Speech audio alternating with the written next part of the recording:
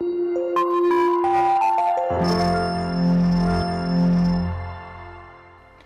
children, I hope you all are doing good. Today we are doing the chapter named Rise of Autonomous States. That is about कैसे independent states शुरू हुई. Okay, what we will read in this chapter about later Mughals, the Sikh, Awadh, Hyderabad, the Jats, case study of Peshwas, Persian invasion, the Rajputs, Bengal, Mysore, the Marathas and the end of medieval period. Medieval period का कैसे and होता है, कैसे धीरे धीरे independent state शुरू हो जाती हैं, वो हम इस चैप्टर में पढ़ने वाले हैं. Okay, the Mughal dynasty continue to linger on but the kings neither had power no territory. Mughal dynasty कोशिश करती है हर एक स्टेट को, हर एक टेरिटरी को कॉन्क्यूर करने की, पर अब उसके पास ना कोई पावर थी, ना ही पावरफुल किंग था.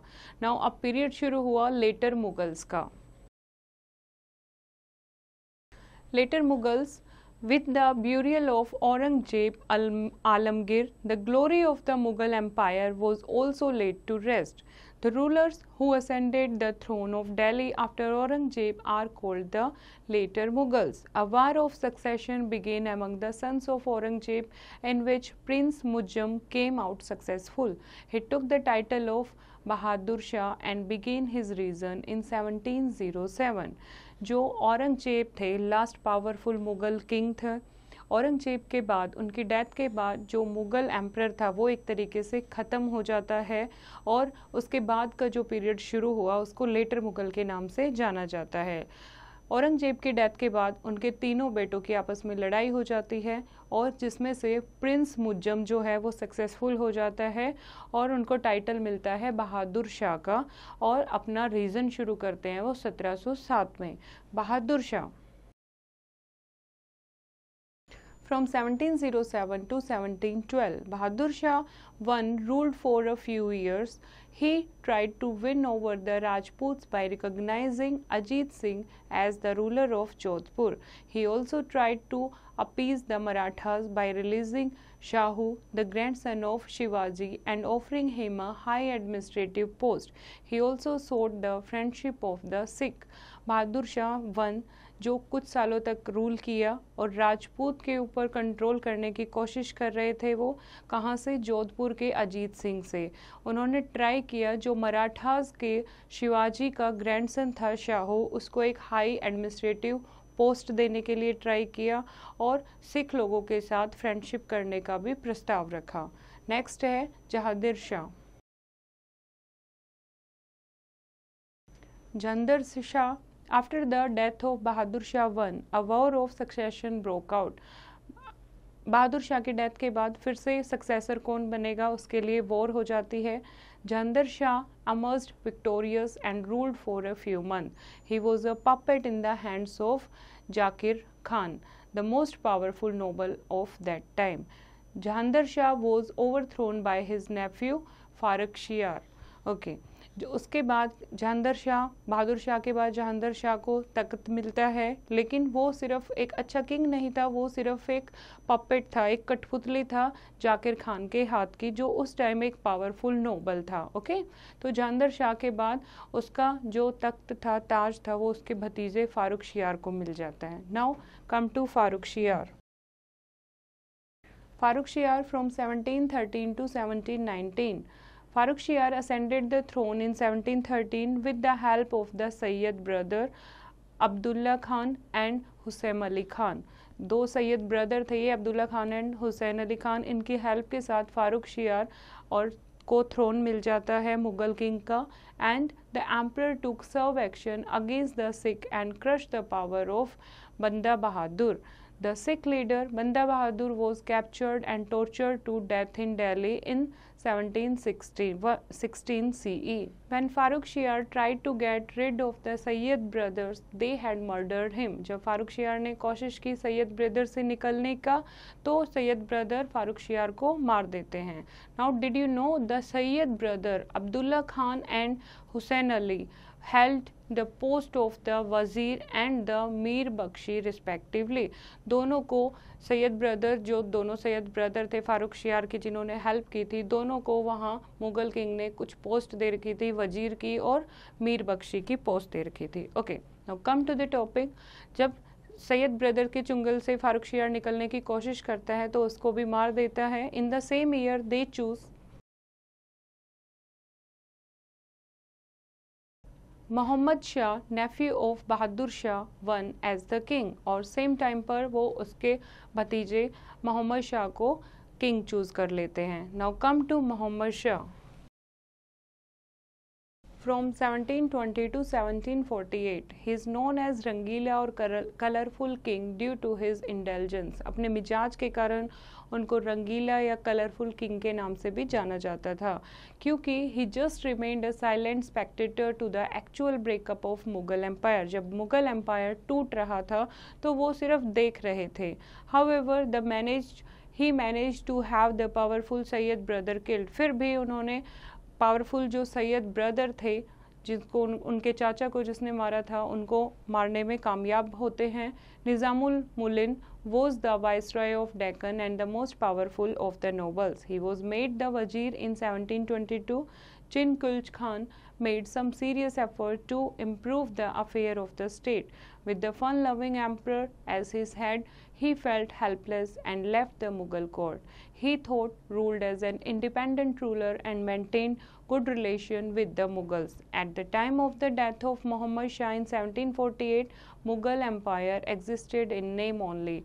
It was confined to a small strip of land around Delhi. Mohammad Shah के मरने के बाद, मोहम्मद शाह के मरने से पहले जब मोहम्मद शाह को ताज मिलता है तो एक रंगीला किंग के नाम से वो जाने जाते थे, क्योंकि वो एक स्पेक्टेटर थे, सिर्फ देखते रहते थे चीज़ों के होते हुए। जब उनके हाथ से मुग़ल एम्पायर जा रहा था तो उन्होंने कोई भी कोशिश नहीं की, सिर्फ वो खड़े होकर देख रहे थे उस चीज़ को। और उनकी डेथ के टाइम पर 1748 में मुग़ल एम्पायर सिर्फ एक नाम का ही मुग़ल एम्पायर रह गया था, सिर्फ दिल्ली के आसपास का कुछ ही एरिया मुग़ल्स का रह गया था। Now come to the next, Mughals between 1748 to 1858। After Muhammad Shah, the Mughal Empire existed only in name. The regional kingdom became very powerful during this period. The British had also started annexing Indian territories. In less than a century, they became the real masters of India. The last Mughal emperor was Bahadur Shah Jafar. In 1858, the British removed him from the throne and brought an end to the Mughal Empire. Mughal between 1748 to 1858, Mohammad Shah के बाद Mughal empire सिर्फ नाम का रह गया था, और जो बाकी के जो टेरिटरी थी, उन्होंने जब देखा मुग़ल जो किंग है वो बहुत कमज़ोर है, वो कुछ नहीं कर पा रहा है, तो उन्होंने अपने आप को इंडिपेंडेंट स्टेट घोषित कर दिया। इन बिटवीन जो ब्रिटिशर्स थे वो भी इंडिया पर कैप्चर करने की सोच रहे थे, और एक सेंचुरी से भी कम टाइम में इंडिया को रियल मास्टर बन गए थे, इंडिया को स्लेव बना लिया था ब्रिटिशर्स ने, और मुग़ल एम्परर बहादुर शाह जफ़र को हटा दिया गया, और इस तरीके से मुग़ल एम्पायर फिनिश हो गया। Now come to the next, Persian invasions. कैसे पर्शियन लोगों ने इंडिया पर इन्वेड किया, इंडिया को कैसे इंडिया पर आक्रमण किया। इन 1739, Nadir Shah, the ruler of Persia, Iran, defeated the Mughal army at Karnal. He then proceeded to Delhi. The incompetent Mughal emperor offered his entire treasure to the invader. Nadir Shah's occupation of Delhi resulted into a slaughter of thousands of innocent people of Delhi. Nadir Shah returned home laden with immense treasure, including the famous peacock throne and the Kohinoor diamond. Nadir Shah 1739 में जो Iran का ruler था, उसने Mughal army को हरा दिया था करनाल के युद्ध में, और दिल्ली की तरफ मूव किया। जो उस टाइम मुग़ल एम्परर था, मुग़ल का जो किंग था, वो बहुत ही वीक था, और उसने सारी चीज़ें ऑफ़र कर दी ऑलरेडी नादिर शाह को। तो नादिर शाह उस टाइम बहुत सारी वेल्थ, बहुत सारा खजाना इंडिया से लेकर गया, और यहाँ तक कि जो फेमस पीकॉक थ्रोन था, जो ताज था मुग़ल किंग का, वो भी वो लेके गया, और कोहिनूर डायमंड था वो भी ईरान ले जाता है। Nadir Shah इन्वेशन had exposed the weakness of the Mughal. उसके इन्वेशन, उसके आक्रमण ने बताया कि मुगल कितने वीक हैं. It encouraged Ahmad Shah Abdali to invade India. तो इससे अहमद शाह अब्दाली को हुआ कि मैं इंडिया को अकेले आक्रमण कर सकता हूँ और जीत सकता हूँ. Ahmad Shah was the ruler of Afghanistan. और वो कहाँ का रूलर था? अफगानिस्तान का रूलर था उस time. In 1757 he advanced into India as far as Delhi. In 1759 he finally conquered the Punjab. The Mughals were forced to seek the help of Marathas against the Mughal. Therefore a battle between Ahmad Shah Abdali and the Marathas was inevitable. और जैसे ही उसने सोचा कि India पर मैं आक्रमण कर सकता हूँ और बहुत जल्दी ही उसने पंजाब को कैप्चर कर लिया. फिर फाइनली पंजाब को कॉन्क्यूर करने के बाद जो मुगल्स थे उन्होंने मराठास की हेल्प मांगी कि इनको कैसे यहाँ से अब्दाली को यहाँ से भगाया जाए. और फिर एक अहमद शाह अब्दाली के बीच में और मराठास के बीच में एक वॉर होती है. Ahmad Shah defeated the Maratha army at the third battle of Panipat in 1761. This defeat not only check the power of the Marathas, it also hastened the decline of the Mughal empire. और तीसरी वॉर में, तीसरी बैटल ऑफ पानीपत 1761 में जो अहमद शाह अब्दाली थे उसका जो फोर्स था वो मराठा आर्मी को हरा देती है. और इससे पता लगता है कि मराठा की जो पावर थी वो उनके आगे कम हो गई थी और मुगल एम्पायर पूरे तरीके से फिनिश हो गया था. Now come to the next, the Sikhs. Aurangzeb religious policy caused discontent among the Sikhs also. Guru Tegh Bahadur was beheaded. Guru Tegh Bahadur को का सिर काट दिया था. तो सिख जो थे वो भी औरंगजेब रिलीजियस पॉलिसी के खिलाफ थे. The Mughal attack the fort of Anandpur in 1704. Guru Gobind Singh fort heroically. His two sons Joravar Singh and Fateh Singh were burned up alive when they refused to embrace Islam. जब इस्लाम उन्होंने वो किया, इस्लाम कबूल नहीं किया, तो दोनों जो इनके बेटे थे गोविंद सिंह जी के, जोरावर और फतेह सिंह, उनको जिंदा ईंट में चिनवा दिया गया था. Guru Gobind Singh was stabbed by 2 young Pathans in Maharashtra. Guru Gobind Singh को 2 यंग पठान ने महाराष्ट्र में पकड़ लिया था. The Guru left this मॉर्टल world on 7 अक्टूबर 1708. और गुरु गोविंद सिंह जी 7 अक्टूबर 1708 को इस वर्ल्ड से, इस संसार से मुक्ति पा लेते हैं. The Guru's valour encourage the Sikhs to continues their struggle against the Mughal. और इससे जो सिख पीपल थे वो मुगल के खिलाफ थे और मुगल्स के साथ कंटिन्यूसली स्ट्रगल कर रहे थे. Eventually they were able to set up some 12 small chiefdoms called each led by an army chief. Their territory in the late 18th century extended from Jamuna to Rawalpindi. Ranjit Singh, the chief of one of the misls, showed great qualities of military leadership and administrative skills. He united these chiefdoms into a powerful kingdom. The state of Punjab under him had Lahore as its capital. अब इनको अलग अलग part में पंजाब को divide कर दिया था और अलग अलग कैप्टन बना दिए थे, जिनमें से एक राजा रंजीत सिंह बहुत पावरफुल कैप्टन थे. उन्होंने सारे चीफडम्स को अपने अंडर लिया और एक पावरफुल किंगडम बनाया पंजाब के नाम से, जिसकी कैपिटल थी लाहौर. ही वॉज प्रोक्लेम्ड महाराजा और अ ग्रेट किंग इन 1801. 1801 में उनको एक महाराजा का टाइटल दिया गया, एक ग्रेट किंग का टाइटल दिया गया. Maharaja Ranjit Singh established an efficient system of administration, क्योंकि उन्होंने बहुत अच्छा सिस्टम ऑफ एडमिनिस्ट्रेशन पंजाब में शुरू किया. Now come to the next, the Rajputs. Rajputs Emperor Akbar had won the loyalty and support of the Rajput. Akbar जो राजा था उन्होंने जो राजपूत में बहुत सारी मैरिजेस की थी तो उनका सपोर्ट और उनकी लॉयल्टी जीत ली थी. But in time of Aurangzeb they had risen in revolt against him when he tried to interfere in the internal affair of the state. After the death of Aurangzeb, they tried to free themselves from the control of the Mughal emperor, but there was no unity among them. The most important Rajput ruler was Swai Raja Jai Singh of Amer. He built the city of Jaipur in pink stones and hence was called the Pink City. He also built astronomical observations at Delhi, Jaipur, Banaras, Ujjain and Mathura. Later, the Rajput lost their influence in the political affair of the country and were engaged in mutual warfare. Ultimately, in 1750, they came under the protection of the Marathas. Rajput जो अकबर के साथ एक अच्छे relation में थे, अच्छी high post मिली हुई थी, लेकिन औरंगजेब के टाइम पर जब औरंगजेब ने उनके इंटरनल मैटर में इन्फ्लुएंस करना शुरू किया तो वो औरंगजेब के मुग़ल एम्पायर के ख़िलाफ़ हो गए और औरंगजेब की डेथ के बाद जो राजपूत हैं वो अपना इंडिपेंडेंट किंगडम बनाने की सोचते हैं, लेकिन उनमें आपस में एकता नहीं थी। तो राजपूत के एक इम्पॉर्टेंट रूलर थे सवाई राजा जय सिंह आमेर के। उन्होंने एक जयपुर सिटी बनाई पिंक स्टोन से, जिसको पिंक सिटी के नाम से जाना जाता है, और बहुत सारी एस्ट्रोनॉमिकल ऑब्जर्वेशन भी बनाई है अलग अलग शहरों में। Later the Rajput lost their influence in the political affair of the country.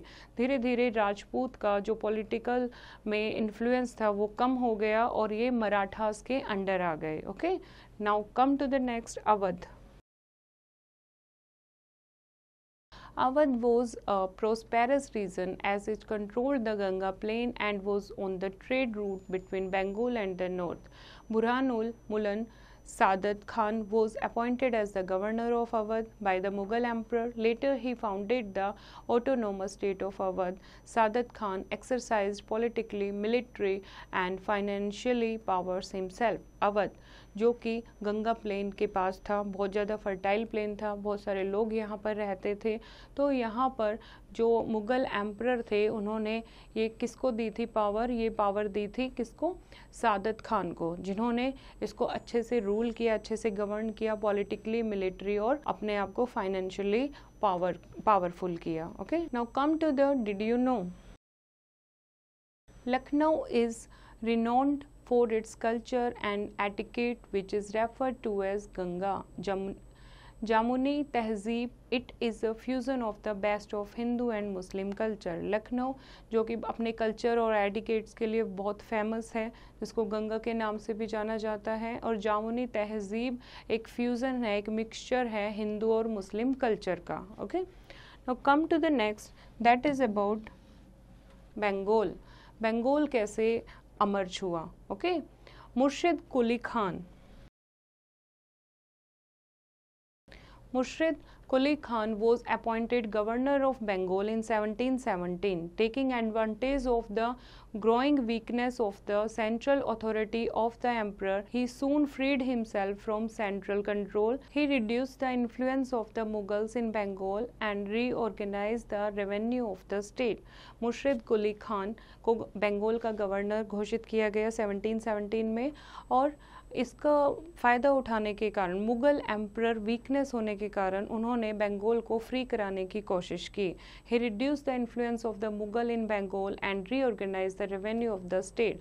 और उन्होंने धीरे धीरे जो मुग़ल का इन्फ्लुएंस था बंगाल में उसको कम कर दिया और फिर से जो रेवेन्यू सिस्टम था उसको फिर से रीऑर्गेनाइज किया ताकि अब उनका मुग़ल का इंटरफेरेंस ना रहे। After the death of Murshid Quli Khan in 1727, his son-in-law Shujauddin ruled Bengal till 1739, और मुर्शिद कुली खान के बाद उनका जो दामाद था सौजुद्दीन वो बंगाल पर रूल करता है। In that year another exceptional ruler Alivardi Khan made himself the nawab, अपने आप को नवाब बोल देता है। अलविर्द खान एक था। Alward Khan did not allow the English and the French to fortify their factories in Kolkata and Chandarnagar, और अलवरदाई खान जो था उसने फ्रेंच और इंग्लिश पीपल को अपने फैक्ट्रीज़ और में कोलकाता और चंद्रनगर में अपनी फैक्ट्रीज़ बनाने की, उनको फोर्टिफाई करने की इजाज़त नहीं दी थी। These Nawab gave Bengal a long period of peace and promoted its trade and industry. ये जो नवाब रहे दो, इन्होंने बंगाल को लंबे टाइम तक शांति में रखा और उनके ट्रेड और इंडस्ट्री को फ्लोरिश किया। They gave equal opportunity for employment to Hindus and Muslim, और दोनों धर्म के लोगों को इक्वल अपॉर्चुनिटी दी काम करने की. They also saw that the foreign merchants obeyed the laws of the land and paid their custom duty. और उन्होंने इस चीज़ का भी ध्यान रखा कि जो ये फॉरेन मर्चेंट्स आए हैं, फ्रेंच और इंग्लिश, ये जो भी लैंड का यूज़ कर रहे हैं, जो भी कस्टम, जो भी काम यहाँ पर कर रहे हैं, उसके लिए टैक्स पे करें, कस्टम ड्यूटी पे करें. Okay, now come to the next, that is about Hyderabad. Nizamul Mulk Asaf Jah was the governor of the Deccan under the Mughals. As the Mughal power crumbled, he moved back to the Deccan and founded the state of Hyderabad in 1724.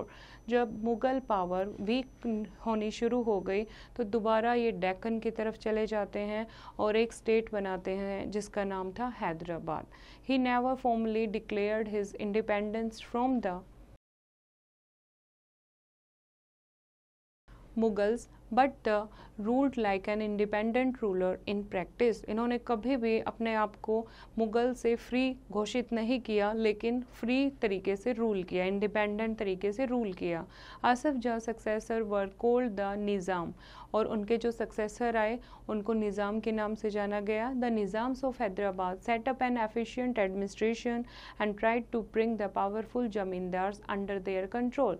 और जो Nizam's of Hyderabad हैं उन्होंने एक अच्छा administration system setup करने की try की और पावरफुल जमींदार बने. Okay, now come to the next city, that is Mysore. Mysore, another important power that emerged in South India during the 18th century was Mysore. Under Hyder Ali, the once weak and divided state of Mysore became one of the leading Indian power in the south.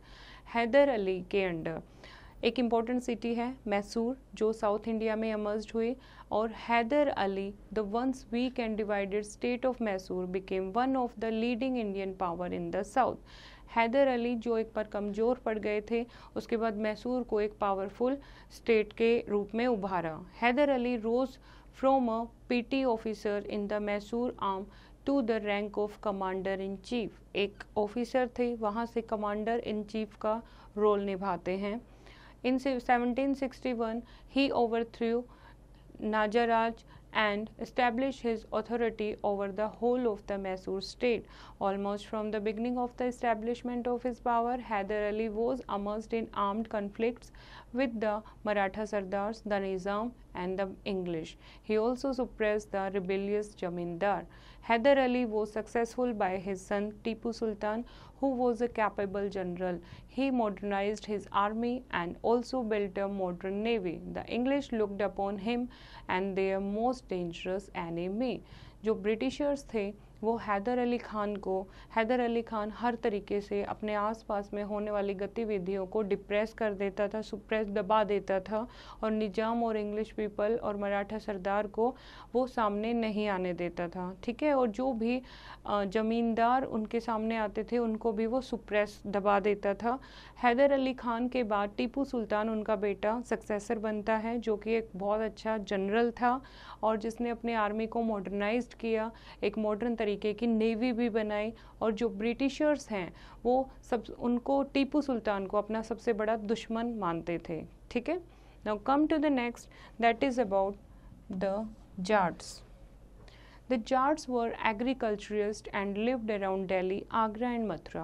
They revolted several times during the rule of Aurangzeb because of the emperor policy of persecution or against the high-handedness of the Mughal official. After the death of Aurangzeb, the Jats emerged as a strong power under their leader Choraman.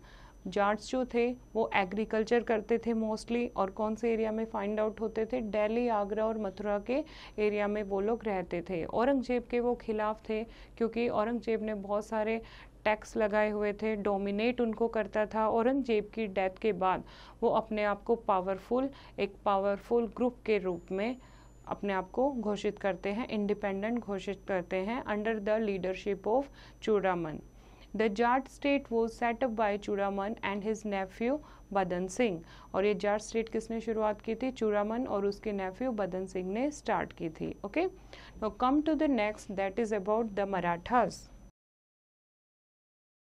The Marathas were minor chieftains serving in the kingdom of Bijapur and Golconda. When these kingdoms became weak, the Marathas declared their independence. Marathas जो थे वो बहुत कम संख्या में थे, ये चिफ्टियंस थे जो किंगडम को सर्व कर रहे थे, बीजापुर और गोलकांदा के साम्राज्य को सर्व कर रहे थे.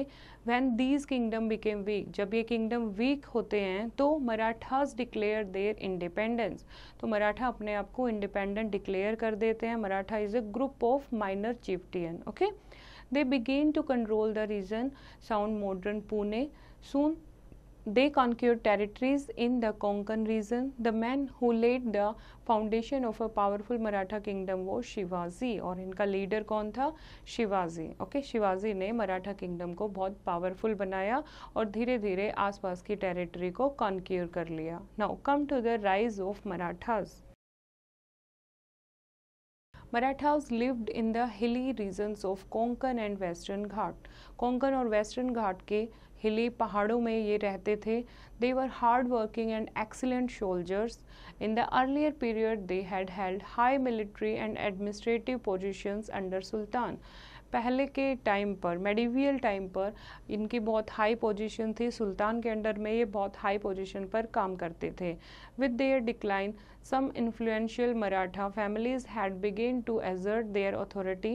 They, however, did not have any large territory to rule, but with time, Shahaji Bhosle and his son Shivaji soon carved a strong and large Maratha state. इनके पास कुछ ज़्यादा बड़ी स्टेट नहीं थी, पर धीरे धीरे ये इतने स्ट्रॉन्ग हो जाते हैं कि शाहजी भोसले और उनका बेटा शिवाजी अपने किंगडम को एक्सपेंड कर लेते हैं और एक लार्ज मराठा स्टेट को कॉन्क्यूर कर लेते हैं. Okay,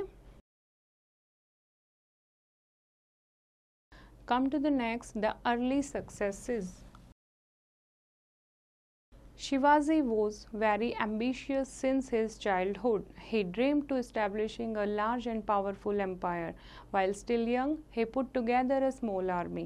When the kingdom of Bijapur became weak, he used guerrilla tactics to capture many forts near Pune. Shivaji जो बचपन से ही बहुत एम्बिशियस थे, वो अपने आसपास के जो किंगडम हैं उनको कॉन्क्यूर करना चाहते थे. और जब वो जवान हुए उसी टाइम से उनके पास एक छोटी सी आर्मी भी थी.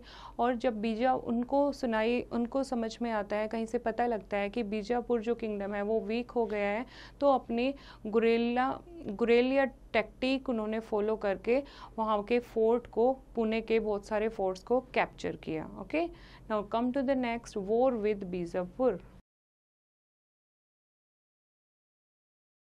The growing power of Shivaji alarmed the kings of Bijapur. अब शिवाजी की पावर बढ़ रही थी, गुलेरिया टेक्निक का वो फॉलो कर रहे थे, फोर्ट्स को कैप्चर कर रहे थे, तो बीजापुर के किंग तक ये बात जाती है. He sent an army under Afzal Khan to defeat and kill Shivaji. एक आर्मी को भेजते हैं शिवाजी को मारने के लिए. However, it was Shivaji who succeeded in killing Asfal Khan. He then defeated the Bijapuri army and captured a large booty. लेकिन शिवाजी अफजल खान को मार देता है और इस तरीके से बीजापुर आर्मी को हरा देता है और बीजापुर को कॉन्क्यूर कर लेता है. Now come to the next, that is confrontation with Mughals.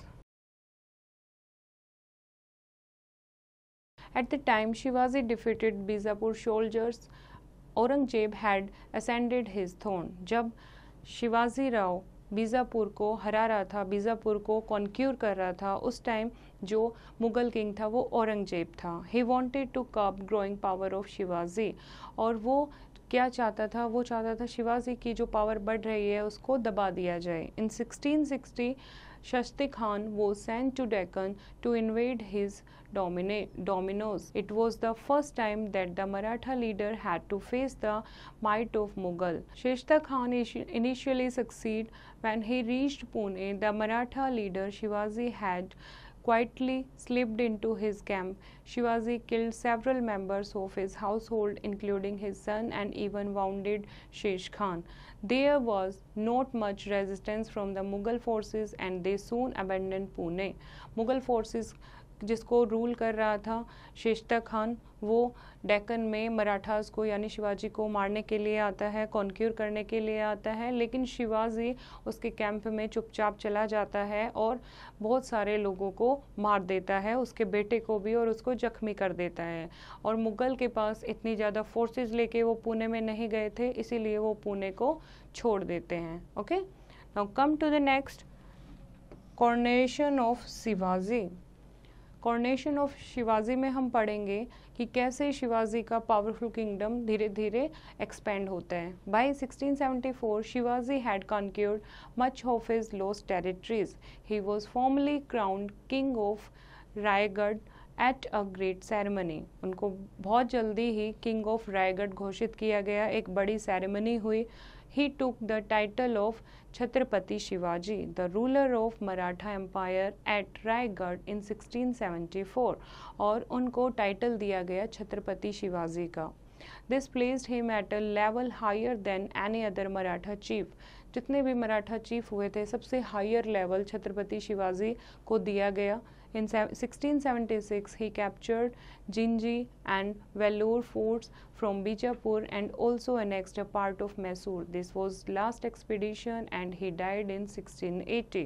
और फिर उसके बाद उन्होंने बीजापुर के कुछ किलों पे इन्वेड किया और कुछ पार्ट मैसूर के एनेक्स किए। ये इनका लास्ट एक्सपीडिशन था, फिर इनके डेथ हो जाती है। Okay, Shivaji's administration. शिवाजी की एडमिनिस्ट्रेशन किस टाइप की थी, कैसे वो रूल करता था? Shivaji was a great general and astute statesman and an efficient administrator. He laid the foundation of a good and sound system of administration. The total land of the empire was divided into two parts, that is Savrajya land and the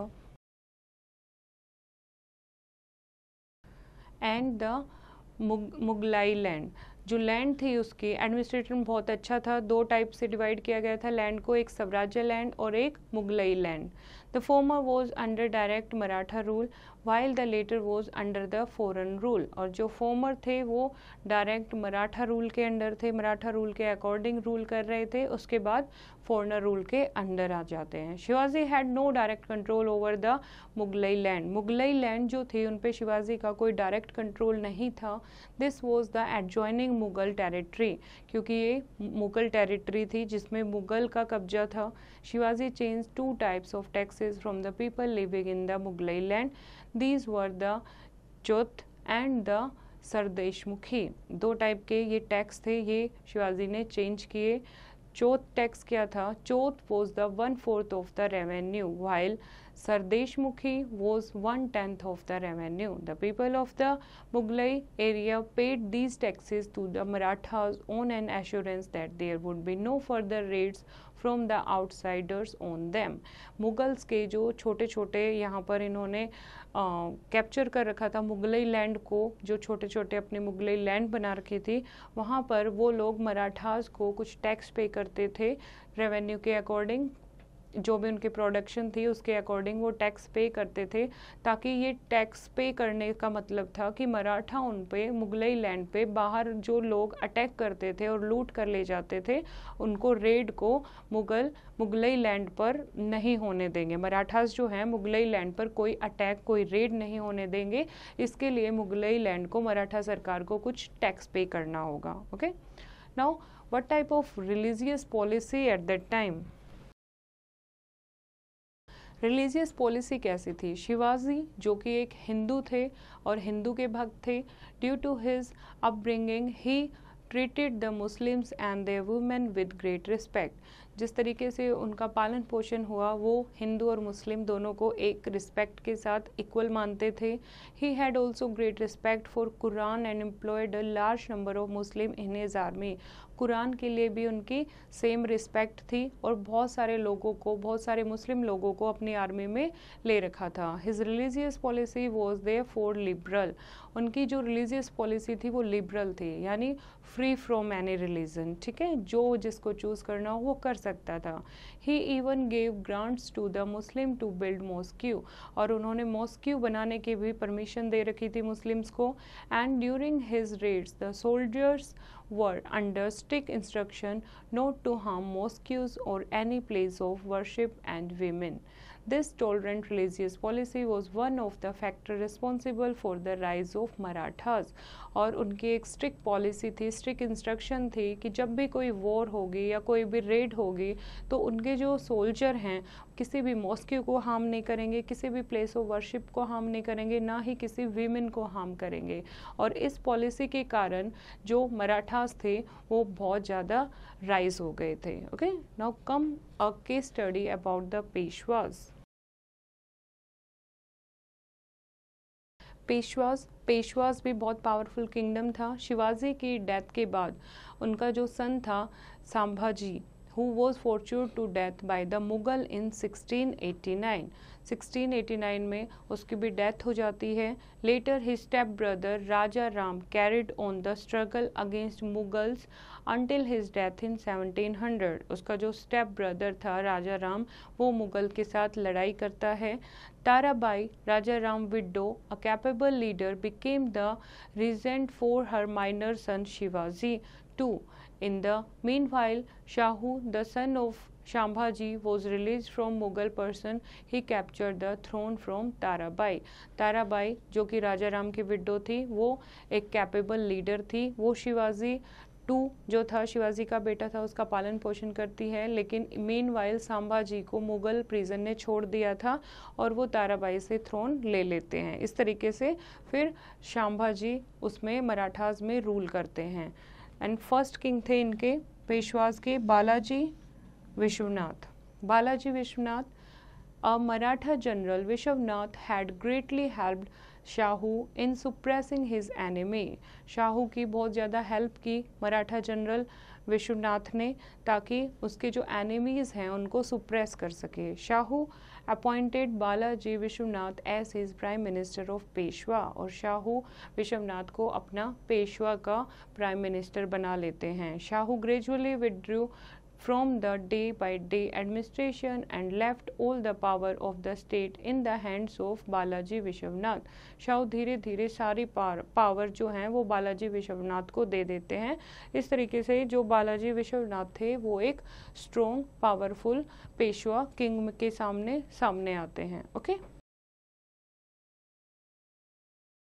now come to the next, that is about Baji Rao.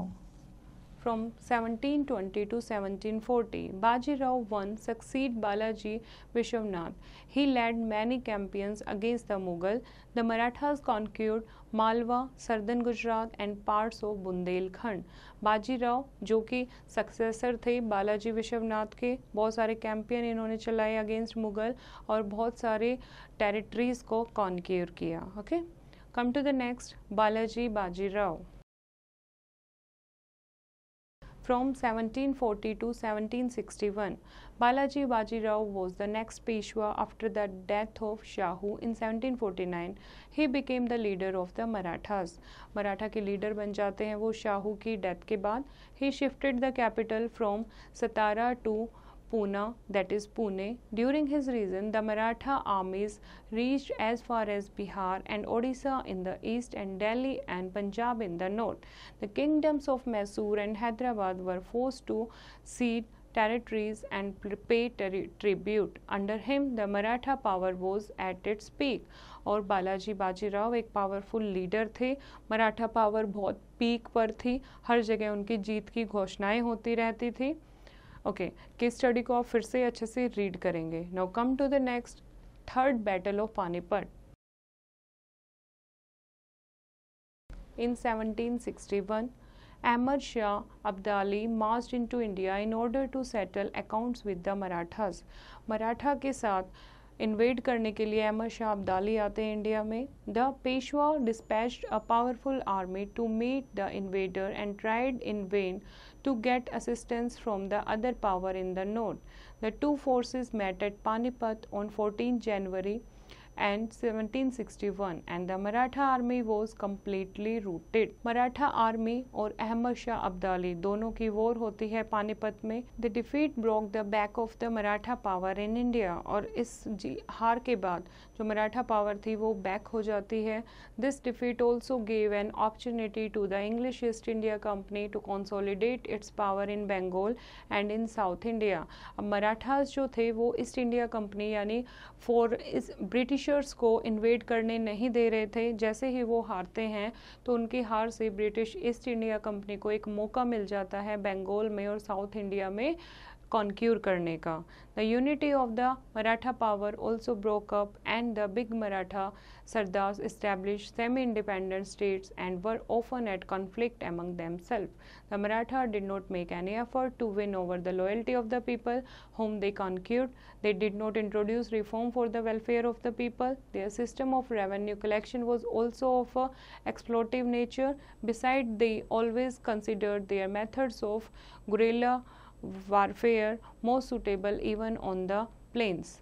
Thus, the Maratha dream of controlling the Mughal Empire and establishing their own empire over large part of the country could not be realized. और जो मराठास की एक dream थी कि पूरे Mughal empire को हटाकर India को अच्छे से रूल करने की, वो ख़त्म हो जाती है क्योंकि ना उनके पास अच्छी पॉलिसी थी और ना ही वो लोगों की वेलफेयर के बारे में सोच रहे थे और जो उनका रेवेन्यू कलेक्शन सिस्टम था वो भी बहुत ज़्यादा एक्सप्लॉइट करने वाला था. तो इसीलिए इन बहुत सारे रीज़न को देखते हुए जो मुग़ल एम्पायर को वो हटाकर खुद तख्त पोशी चाहते थे वो नहीं हो पाया. Now come to the end of the medieval period. In 1750 CE, the rule of the Mughal over India had as good as ended. As we just saw, various new powers and kingdoms had established themselves in various types of the country. 1750 में जब मुग़ल का rule ख़त्म हो गया था India में हर जगह से, तब हमने देखे छोटे छोटे नई पावर, नए किंगडम शुरू हो गए थे. तो Mughal emperor would continue to sit on the throne of Delhi till 1857 CE. It would be only in name. फिर भी 1857 तक मुग़ल किंग किसी दिल्ली पर राज करते रहे, लेकिन वो सिर्फ नाम के राजा थे. The British had started gaining power steadily and by 1800 CE would establish themselves as the new ruler of India. और ब्रिटिशर्स ट्राई करते रहे, इन्वेड करते रहे इंडिया को. उन्होंने बहुत जल्दी ही न्यू रूलर ऑफ इंडिया के लिए अपने आप को इंट्रोड्यूस कर दिया. With the decline of Mughal power in India the medieval period of Indian history comes to an end. और इस तरीके से जब मुगल पावर ख़त्म होता है इंडिया से, मुगल रूल ख़त्म हो जाता है, ब्रिटिशर्स रूल इंट्रोड्यूस हो जाता है, तो medieval period of Indian history ख़त्म हो जाता है. Next year we will study the modern period of Indian history, the period of British rule in India and the struggle for independence. Now come to the key points what we have done in this chapter. The Mughal Empire declined during the reign of the later Mughals. Some of the later Mughal were Bahadur Shah I, Jalandhar Shah and Farrukhiyar, Muhammad Shah and the last Mughal emperor Bahadur Shah Jafar. The British officially took over power in 1858. Mughal empire decline हो जाता है letter Mughal के बाद, इतने powerful Mughal king नहीं होते और Britishers जो हैं वो ऑफिशियली टुक ओवर कर लेते हैं 1858 में मुग़ल एम्पायर को. Okay, next is new independent power rose on the ruins of the Mughal empire. नई इंडिपेंडेंट पावर अमर्ज होती हैं, जैसे कुछ किंगडम्स हैं पंजाब, राजपुताना, अवध, बंगाल, हैदराबाद एंड मैसूर.